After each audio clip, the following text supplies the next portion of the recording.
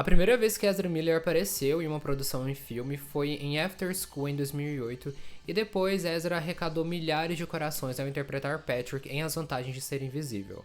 Depois disso, criou um senso de que Ezra seria uma grande estrela em Hollywood, até porque estava em várias produções, inclusive grandes produções, como Animais Fantásticos e The Flash. Só que as coisas tomaram um rumo diferente porque Ezra se envolveu em várias polêmicas durante a sua carreira. Apareceu um vídeo em que agredia uma mulher na porta de um bar, há também suspeitas de que liderava um culto. Além disso, tem um caso que foi muito discutido em uma época devido a um suposto aliciamento de uma menor de idade. Hoje a gente vai falar sobre tudo isso, mas antes eu quero me apresentar se você é novo ou nova aqui no canal. Eu me chamo Matheus Rabelo, produzo conteúdo sobre cultura pop, a gente fala sobre famosos, sobre filmes, séries, mundo da música.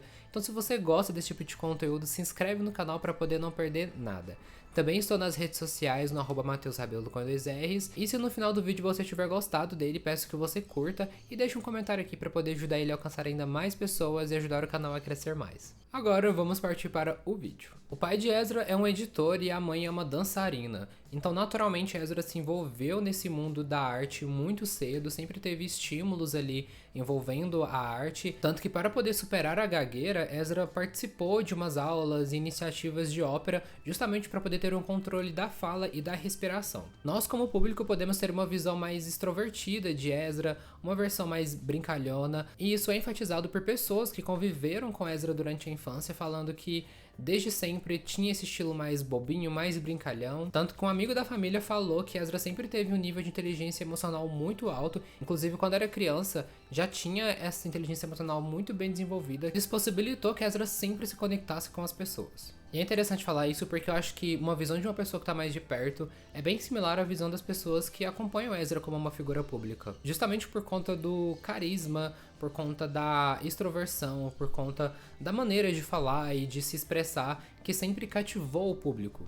Então em 2008 é lançado After School, onde Ezra interpreta um garoto de uma escola que é viciado em assistir vídeos um pouco mais sádicos e acidentalmente ele viu a morte de 2 garotas gêmeas. E aí no meio da trama o personagem de Ezra é colocado para poder fazer um vídeo em homenagem às meninas que faleceram. Em uma entrevista em 2018 para o Hollywood Reporter, Ezra fala que essa foi uma experiência ótima devido ao quão perturbador o filme era, até por conta de ser um processo cinematográfico com crianças pequenas. E esse processo de participar After School fez com que entendesse que amava o cinema. Aí chegou 2011 e Ezra Miller fez parte do filme Precisamos Falar Sobre Kevin, onde interpretava Kevin, o personagem principal do filme. E ali a gente também tem a Tilda Swinton, que é mãe do Kevin no filme, e ela tem que lidar com algumas coisas perturbadoras que o filho faz. O filme se tornou um queridinho de Cannes, o que estimulou ainda mais o senso de que Ezra Miller poderia ser a próxima estrela em ascensão. E é interessante falar que durante as filmagens do filme, Ezra se absteve de falar com a própria mãe, justamente para poder não atrapalhar a interpretação do personagem, porque o personagem Kevin tem problemas com a mãe. E Ezra fala que quando saía do personagem, acabava apreciando mais o que a própria mãe fazia de certo.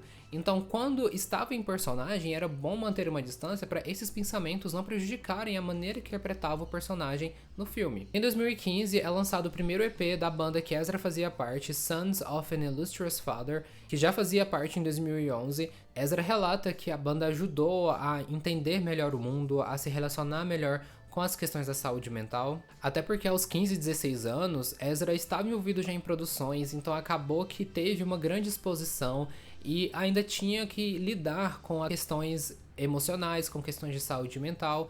Então a banda ajudou a traduzir tudo isso de uma forma que pudesse processar melhor e lidar melhor com o que vivia. Então já em 2015, Ezra menciona alguns problemas de saúde mental, algumas questões que estavam já fazendo com que se questionasse sobre as suas decisões, sobre seus comportamentos, sobre as suas relações. É importante mencionar também que em uma entrevista em 2018 ao Hollywood Reporter, Ezra fala um pouco mais sobre a sexualidade, sobre como se vê como gênero, no qual fala que não se identifica nem como homem, nem como mulher, tanto que os pronomes que Ezra adota no inglês é o they e o them. Ezra também acaba falando sobre questões de assédio sexual que sofreu da indústria, como pessoas pedindo favores sexuais em troca de papéis, em troca de trabalho. E desde então, 2018, Ezra já começou a aparentar alguns comportamentos e alguns casos que preocuparam a mídia e o público, tanto que em 2022 a Warner Bros. Teve que fazer uma reunião de emergência para poder saber o que faria em relação a Ezra. O que ficou decidido foi dar uma pausa nos projetos que envolvia Ezra. Inclusive, uma fonte interna que estava ali nas produções de The Flash falou que Ezra tinha grandes explosões de raiva, de xingar e de gritar.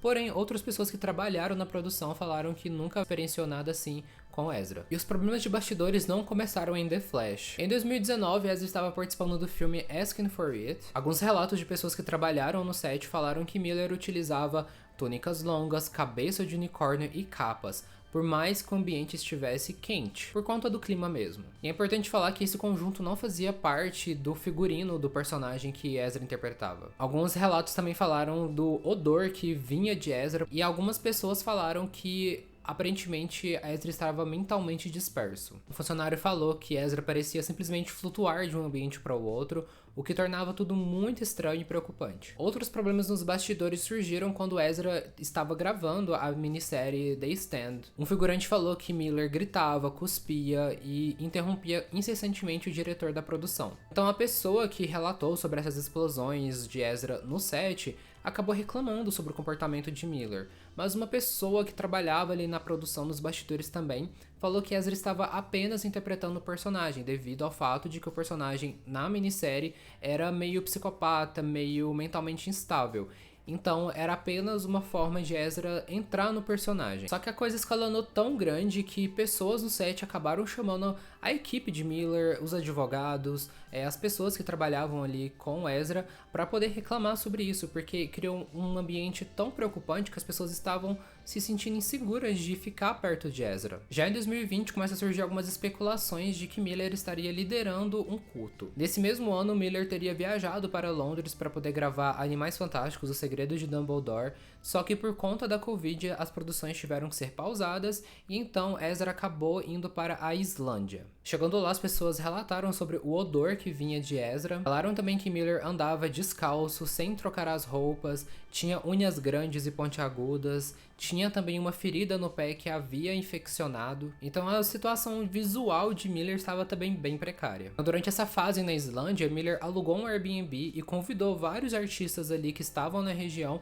para poder ficar morando nesse Airbnb durante um tempo. E apareceu um relato de uma mulher também que estava fazendo parte desse grupo de pessoas que morava com Miller, e ela relata que todo mundo parecia hipnotizado por Ezra. E ela menciona também que já havia algumas mudanças drásticas de humor, só que ninguém parecia ligar muito. Durante uma pesquisa, o Business Insider falou que 2 pessoas sentiram medo de ir contra Miller, justamente por ser uma celebridade e também ter poder financeiro. Vale ressaltar que durante esse tempo Miller se prontificou para poder pagar a hospedagem, a comida, o consumo ali de substâncias. Um músico também relatou que Miller deu aproximadamente $1.500 de presente de aniversário para ele. E ainda falou que quanto mais tempo passava com Ezra, mais acreditava nos poderes místicos que tinha. Outra mulher relatou que as pessoas ficavam um pouco assustadas quando Miller tinha mudança de humor. Ela até dá um exemplo de que um dos acessos de fúria que Miller teve foi quando as pessoas quiseram escolher qual música tocaria. Ezra acabou gritando, mandando todo mundo sair do santuário, como mencionou. Em um outro exemplo, uma mulher teria pegado o celular para poder utilizar e Miller acabou gritando com ela, falando por que ela estava usando o celular se estava falando com ela. Uma outra mulher falou que teve relações com Ezra enquanto estava na Islândia, e ela comentou que ela mesma na época era meio perdida, por conta de vícios em álcool e em outras substâncias. Então Ezra falou pra ela que o quarto era dela também e que era pra ela ficar ali, e aí ela achou isso legal, gostou. E aí uma estadia que ficou ali de 6 dias acabou se tornando uma grande confusão pra essa mulher, justamente porque devido às mudanças de humor de Miller, tinha momentos que Ezra falava pra ela que a amava e em outros momentos chamava ela de nojenta. Nesse meio tempo também, essa mulher ficou sem ter muito contato com amigos e com a família. Ela fala também que Ezra disse pra ela que a família e os amigos dela estavam prendendo ela ali, que ela deveria deixá-los pra trás pra poder conseguir ter prosperidade no futuro. E aí ela achou isso interessante porque seria, digamos, o ticket dela para Hollywood se continuasse com Ezra. Só que mais situações constrangedoras começaram a surgir. Por exemplo, Ezra ficou muito obcecado pelas capacidades reprodutivas dessa mulher, então em todo momento ficava abraçando a barriga dela, falando com o útero dela, olhando para o útero dela, como se fosse um ser vivo ali. Mas acabou que Ezra saiu desse local, né, onde eles estavam ficando e decidiu voltar para a cidade. A mulher então aproveitou a carona porque queria retornar mesmo para a família e para os amigos. Quando ela chegou em um apartamento em que ela dividia com um colega de quarto, esse colega de quarto ficou preocupado com ela, né, porque ele havia pesquisado coisas sobre Miller que não tinha gostado nada, e então apresentou alguns livros de literatura ocultista para ela, né, falando sobre cultos e sobre questões espirituais e como que pessoas que utilizavam dessas vertentes religiosas e místicas para poder manipular as pessoas, seja oferecendo bens materiais, isolando elas da família e de amigos, para poder manipular elas a seguirem eles. E praticamente tudo que ela leu ali naquele conteúdo eram coisas que Ezra estava fazendo com ela.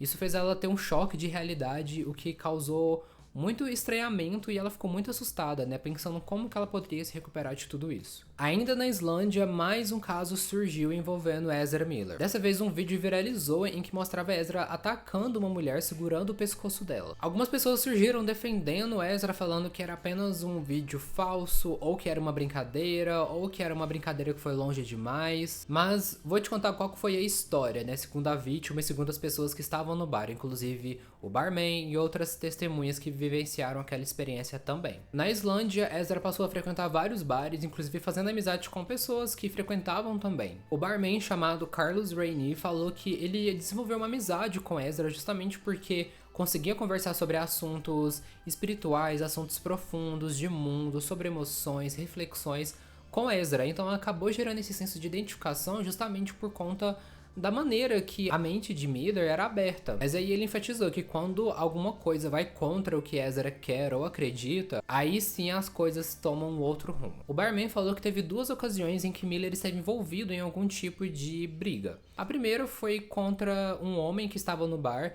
em que Ezra teria dado um mata-leão e dado um tapa na cara dele. Só que aí Carlos separou Ezra do homem, Ezra acabou pedindo desculpas e o homem levou aquilo como uma piada, né? Então acabou que ficou por ali mesmo e Ezra continuou frequentando aquele bar. Só que aí teve uma segunda agressão e foi essa que alcançou manchetes globais, que alcançou mais notoriedade. Segundo 3 fontes, Miller e essa mulher que foi agredida estavam conversando ali no bar e a mulher viu os ferimentos nos pés de Ezra. Ela então perguntou o que tinha acontecido e Ezra falou que eram ferimentos de batalha, né, ferimentos de briga. A mulher então, antes de se distanciar, falou que poderia aguentar Miller numa briga.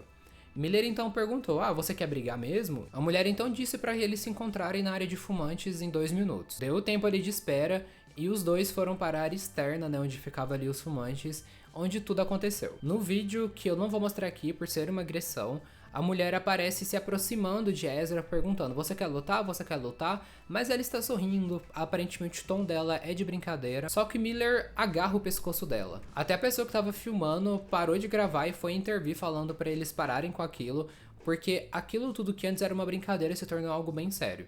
No vídeo também Miller joga a mulher no chão, né, ainda segurando o pescoço dela. Então aquilo não dava para poder ser necessariamente uma brincadeira. Um outro caso agora envolvendo uma outra mulher chamada Nadia comentou sobre a relação que teve com Ezra Miller durante uma fase da vida. Ela comenta que conheceu Miller em 2020 durante uma inauguração de arte em Los Angeles. Ela aparentemente não conhecia, não sabia da carreira de Miller, então quando um amigo dela ficou meio eufórico por poder ver Ezra, ela ficou perguntando quem era aquela pessoa. Então acabou que ali no meio da inauguração, Nadia conheceu um pouco mais sobre a carreira de Miller, então eles se aproximaram, falaram sobre coisas espirituais, sobre sociedade, e a mulher achou isso muito revigorante, porque não era um assunto frívolo sobre cultura pop ou sobre mundo de Hollywood, segundo ela. Consequentemente, eles acabaram trocando números. 5 minutos depois que eles trocaram o número e a mulher já estava a caminho do hotel, Miller começou a mandar mensagens mais picantes pra ela, né? Ela fala que isso não era necessariamente um incômodo, porque existia ali uma atração mútua, só que ela não era muito fã de fazer mensagens de texto com esse teor.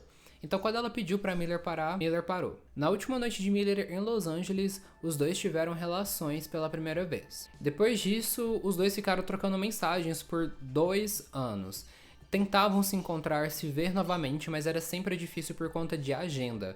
E aí isso começou a preocupar a Nadia porque a conexão deles poderia acabar se perdendo, né, devido a esse distanciamento físico de conexão mesmo presencial. Então em 2022, devido a um feriado que teria em Berlim, Nadia convidou Miller para poder ir visitá-la. Só que por conta da agenda de The Flash e de Segredos de Dumbledore, Miller não teria atividades em Berlim, então não teria como ele ir pra lá pra poder ver Nadia. Só que aí, aparentemente, 4 horas da manhã, Nadia recebeu uma mensagem de Miller. E quando ela foi ler as mensagens, Miller estava em Berlim naquela hora para poder encontrá-la. Só que por conta do horário e por conta do imprevisto assim de última hora, Miller não encontrou um hotel e tava muito frio, tava muito gelado, então a mulher convidou Miller para poder ir ao seu apartamento. Chegando no apartamento, a mulher fala que foi super legal com Miller, que teve muito respeito, que ela pediu para que tirasse os sapatos antes de entrar em casa, Ezra tirou. Só que aí as coisas começaram a ficar mais tensas quando Ezra começou a enrolar um cigarro. A mulher falou que ali dentro do apartamento dela não era o lugar para poder fumar e pediu para que fumasse ou na sacada ou do lado externo do apartamento. Miller parece ter ignorado o que ela falou e simplesmente continuou enrolando o cigarro. Ela insistiu novamente na mensagem e isso gerou um ataque de fúria. Durante uma entrevista em que Nadia fala sobre esse ocorrido, ela fala as exatas palavras que Miller falou quando ela pediu para que não fumasse dentro do apartamento. Eu sou um criador de planetas, o tabaco é sagrado. Miller continuou com um discurso em que falava sobre isso e finalizou falando que poderia fazer o que quisesse, onde quisesse e quando quisesse. Nadia rebateu falando que os convidados deveriam honrar os anfitriões, né, devido às regras da casa. Depois que falou isso, Nadia conta que Miller olhou para ela com muita raiva e seriedade no rosto e mandou ela se sentar, como se ela fosse um cachorro.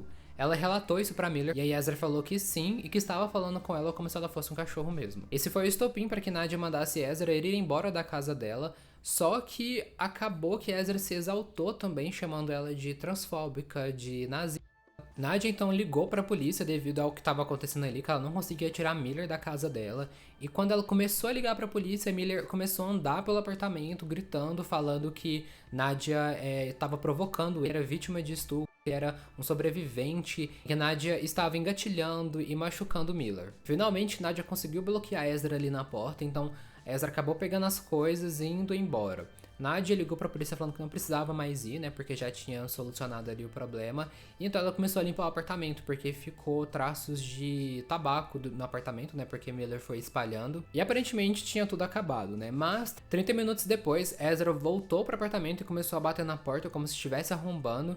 E gritou, né, pra Nadia falando que ela tinha roubado os passaportes, os cartões. E então Nadia percebeu que Miller havia deixado uma segunda jaqueta em que havia os documentos. Ela então pegou essa jaqueta e jogou pela sacada. Desde essa noite, Nadia não viu mais Ezra Miller e bloqueou o número. E a situação foi tão atípica que Nadia ficou insegura, né, com tudo aquilo. Foi pesquisar sobre a Ezra Miller no Google para saber se tinha algum indício do que estava acontecendo. E então ele encontrou uma mensagem meio criptografada, meio secreta que Ezra havia deixado para membros da clã. Na mensagem, Ezra fala: olha, se vocês querem morrer, eu sugiro que se matem com suas próprias armas, ok? Caso contrário, continue fazendo exatamente o que está fazendo agora, e você sabe do que estou falando, e então, você sabe, faremos isso por você se for realmente o que você quer. Nadia então falou sobre essa história como uma forma de tentar superar ela, né? Porque ela ficou tão abalada que não sabia muito bem como processar tudo aquilo. Então, ela encontrou a sua forma de trabalhar o que ela vivenciou falando sobre isso em uma entrevista para um veículo jornalístico. E então, um outro caso surgiu, e esse talvez seja um dos mais famosos que Ezra se envolveu, que é o caso de Tokata Iron Eyes. Ezra e Tokata se conheceram quando Tokata tinha 12 anos em 2016. Os pais de Tokata são membros da Nação Lakota, que é um grupo que estava inclusive lutando contra uma construção que teria perto de uma reserva. Vale ressaltar que Tokata e os pais têm ascendência nativa americana, então eles acabam tentando preservar, né, a sua cultura, a sua herança. E foi justamente essa luta contra uma construção de um oleoduto perto da reserva que acabou chamando mais atenção ainda de celebridades e de famosos. E um desses famosos foi justamente Ezra Miller. Os pais de Tokata, Iron Eyes e Jumping Eagle falaram que Ezra havia prometido a Tokata que ajudaria com a carreira musical, que seria ali, digamos, um suporte para que Tokata florescesse no futuro como uma artista. E nesse início, os pais não acharam estranha a abordagem nem a maneira de Ezra se comunicar. Só que à medida que o tempo passava, os pais falaram que o interesse de Ezra por Toccata acabou se tornando ainda mais intenso. Em 2017, Miller teria levado Toccata, que já tinha 14 anos na época, e mais algumas pessoas para visitar o set de Animais Fantásticos. Vale ressaltar que Ezra tinha 25 anos na época. Um documento também enviado ao tribunal fala que Ezra tentou dormir na mesma cama que Toccata, mas um membro da tribo impediu isso. Os pais falaram que não sabiam desse acontecimento e Toccata negou isso em uma entrevista para um veículo jornalístico também. Em 2020, Toccata havia se matriculado em uma escola que era perto da fazenda de Ezra Miller, em Vermont, só que Toccata acabou desistindo de prosseguir com os estudos nessa escola. E então Toccata pediu para um amigo da família chamado Bear Cross para que deixasse Toccata passar alguns dias ali na residência. Ele aceitou, por conhecer Toccata, só que quando ele abriu a porta, Toccata estava com mais 4 pessoas e uma delas era Ezra Miller. Além disso, tinha um outro homem no grupo de 50 anos aproximadamente que estava carregando armas de fogo. O grupo ficou 4 dias na casa de Bear Cross e durante esses dias Bear fala que Ezra sacou uma arma, falou que estava sendo perseguido pelo FBI e não queria perder Toccata de vista. E um membro da família também falou que viu Miller tendo relações com Toccata. Só que em uma entrevista, Toccata falou que isso era muito falso. O grupo então deixou a casa de Bear Cross no ano novo e Toccata pediu para Iron Eyes, o pai, levar o grupo para Los Angeles.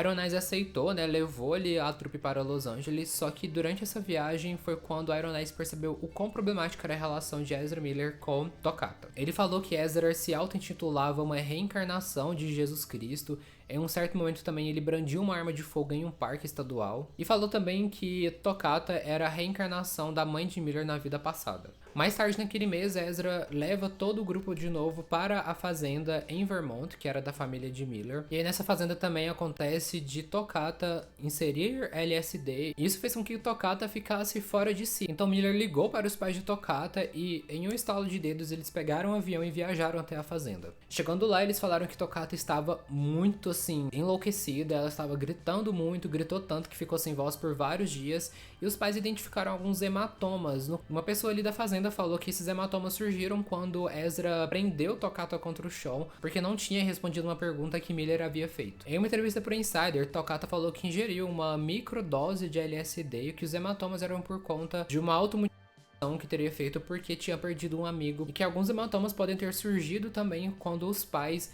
pegaram Toccata e levaram embora. Só que Jumping Eagle falou que em nenhum momento Toccata foi arrastada ou, digamos, abruptamente pega para poder ser levada embora. Após esse caso, Toccata ficou na casa dos pais e eles deram um celular novo, carteira de motorista e um cartão financeiro também. Os pais estavam cogitando levantar uma ordem de restrição contra Ezra Miller, mas Toccata falou que se eles fizessem isso, nunca mais falaria com eles. Na entrevista ao Insider, Toccata diz que viver com os pais durante essa época foi como uma prisão. Então Toccata falava que sentia insegurança e um desamparo enquanto estava lá.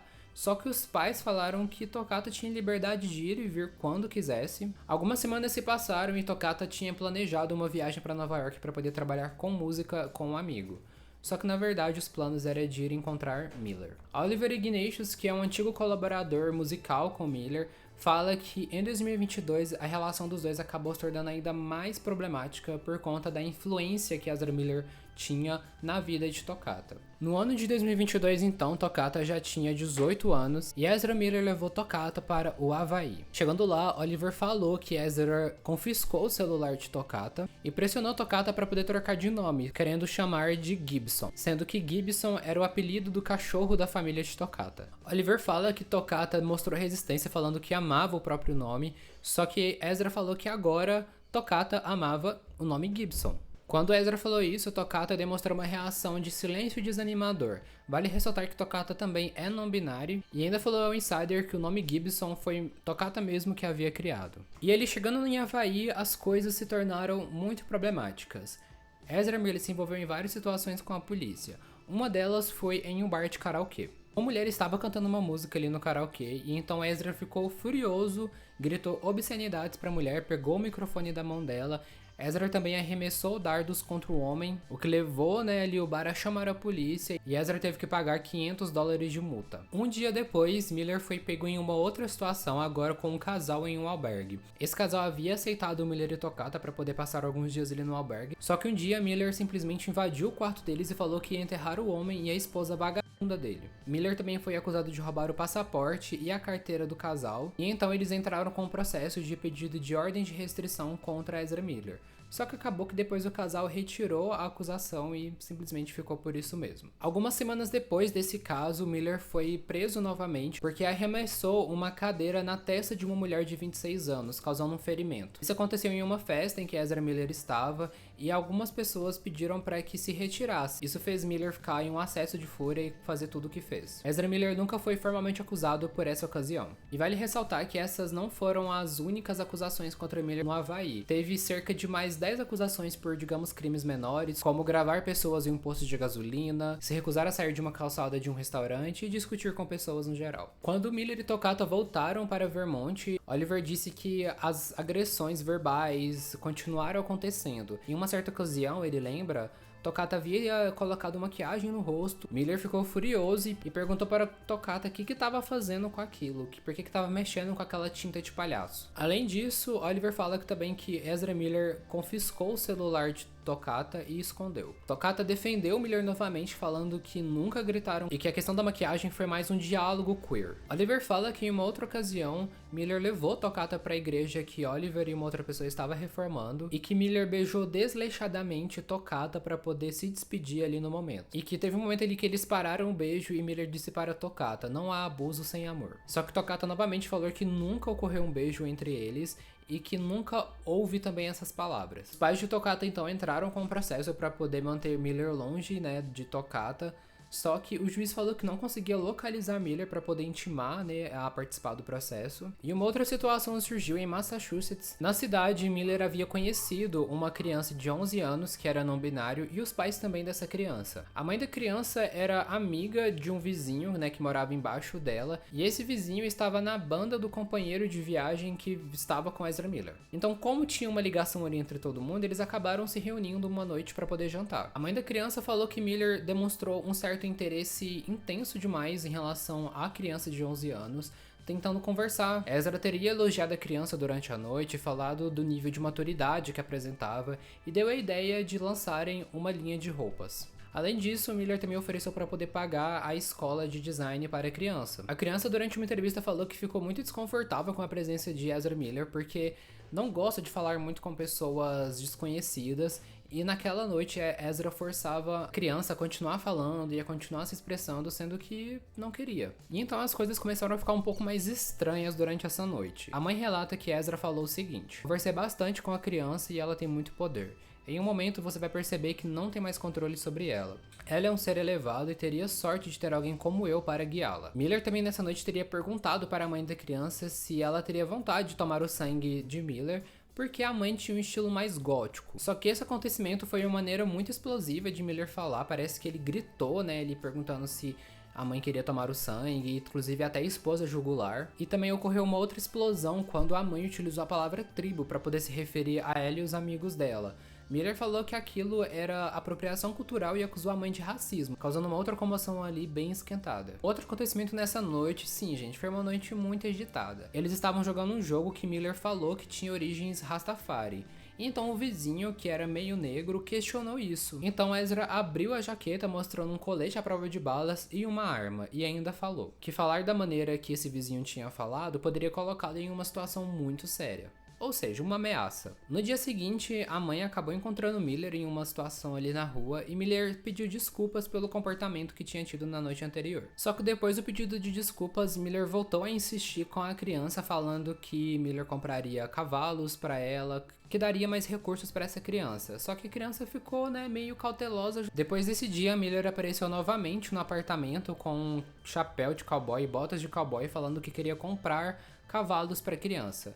E então a família entrou com uma ordem de restrição temporária, a qual eles conseguiram. E depois disso, a mãe dessa criança entrou em contato com a mãe de Toccata para poder conversar e realmente saber como que podem proteger mais as crianças contra pessoas como Miller. Teve também uma outra ocasião em que Miller foi acusado de roubo de álcool. Ezra teria invadido uma propriedade e roubado várias garrafas de álcool, e aí esse processo acabou sendo um pouco mais longo, em que Miller teve certa vez que falou que era inocente, mas no final acabou se declarando culpado, e Miller acabou sendo sentenciado a 1 ano de liberdade condicional e uma multa de $500. Depois disso, um outro caso também surgiu. Dessa vez, Ezra foi acusado de abrigar crianças em condições perigosas e precárias. Segundo a Rolling Stone, Ezra teria abrigado uma mulher de 25 anos e os 3 filhos dessa mulher. As crianças têm cerca de 1 a 5 anos. Uma fonte falou que na casa há várias armas espalhadas e uma das crianças inclusive pegou uma bala que havia sido utilizada e colocado na boca. Além disso, havia muita utilização de maconha na frente dessas crianças, fazendo com que elas inalassem ali também, né, por conta de estar no mesmo ambiente. Só que a mãe das crianças falou que Ezra tem sido, digamos, um herói para elas, porque Ezra acolheu a mãe e as crianças quando elas precisavam, porque vivenciava uma relação de abuso e violência doméstica com o ex-marido. Em relação às armas de fogo, ela fala que Ezra guardava elas em um cômodo que as crianças não tinham acesso e que o ambiente proporcionava segurança e mais conforto para que as crianças e ela mesma se curassem em relação às feridas do passado. Só que o pai das crianças foi uma das pessoas que criou todo esse alarde em cima, porque ele disse que não conseguia ver, né, os próprios filhos. E então a Rolling Stone perguntou ao pai do porquê que ele não levou esse caso para a polícia. O pai falou que não queria que as crianças vissem essa grande movimentação para poder resgatar eles, porque não queria causar mais trauma. Ele queria que as crianças simplesmente vissem o pai chegando, colocando eles no carro e indo embora. Devido aos vários casos que Ezra Miller se envolveu, pessoas próximas a ele estavam preocupadas em relação à saúde mental de Miller, porque parece que já havia tido uma perca de contato com a realidade. Um dos amigos de Ezra fala que acredita que foi a fama, o dinheiro, a beleza, né, toda essa atenção que fez com que Miller tivesse os surtos que teve, né, esses comportamentos que são prejudiciais. Durante todos esses anos que teve problemas em relação a Ezra Miller, a família e os amigos falaram que a Warner Bros. Nunca se prontificou muito ativamente para poder ajudar, né, a tratar Ezra Miller e a estimular também a uma reabilitação. Mas aparentemente Miller caiu em si e disse o seguinte em uma entrevista para a revista People: "Tendo passado recentemente por um momento de crise intensa, agora entendo que estou sofrendo de problemas complexos de saúde mental e comecei um tratamento contínuo." Em uma outra entrevista, Ezra também falou: "Quero me desculpar com todos que ficaram alarmados e chateados com meu comportamento passado.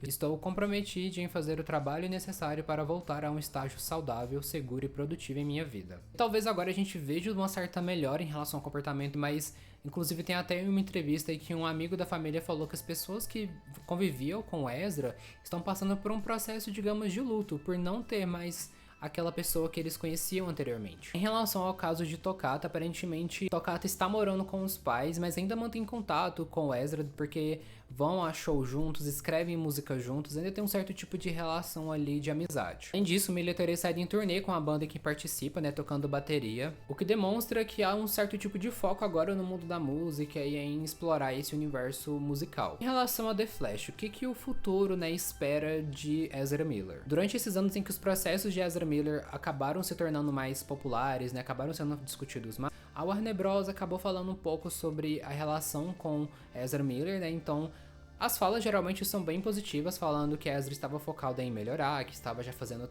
tratamento e que eles como empresa esperavam que Ezra pudesse melhorar, né, e alcançar um estado mais saudável na própria vida. Durante uma entrevista, o diretor falou que não tem planos de trocar a escalação de Ezra Miller, porque não tem alguém que poderia interpretar o personagem tão bem quanto Miller. Já em 2023, a DC falou um pouco mais sobre essas questões também envolvendo Ezra, falando que ainda há questões em abertas que precisam ser resolvidas, mas eles vão esperar Ezra estar pronto para poder discutir sobre isso. Michael Shannon, que é colega de elenco de Ezra Miller, e o designer de produção de The Flash, elogiaram Ezra Miller, né, por conta da experiência que eles tiveram com a produção de The Flash, falando que Ezra era uma pessoa muito gentil, muito boa no que faz. Então, aparentemente, a equipe de The Flash e a produção da Warner Bros. Ainda tem uma expectativa em relação a Ezra Miller e tiveram boas experiências também. Mas, né, eu sempre digo que nada é certo. Por mais que Ezra tenha tido elogios em relação à sua performance e também a forma que ele dava ali nos bastidores de The Flash, a gente tá vendo a DC fazer várias reformulações, né? Temos um novo Batman, temos um novo Superman, já tivemos mudança também em relação ao Coringa. Então a gente vê que a DC ela tá explorando uma nova abordagem agora nesse novo DCU, então eu não sei se Ezra Miller realmente fará parte dessa nova fase como The Flash. E bem, deixa aqui nos comentários o que você pensa sobre tudo isso, o que você acha sobre essas questões. Curta esse vídeo também se você gostou e não se esqueça de se inscrever também aqui no canal para poder não perder nada. Eu vou ficando por aqui, agradeço muito por ter assistido esse vídeo até aqui e te vejo no próximo. Tchau, tchau.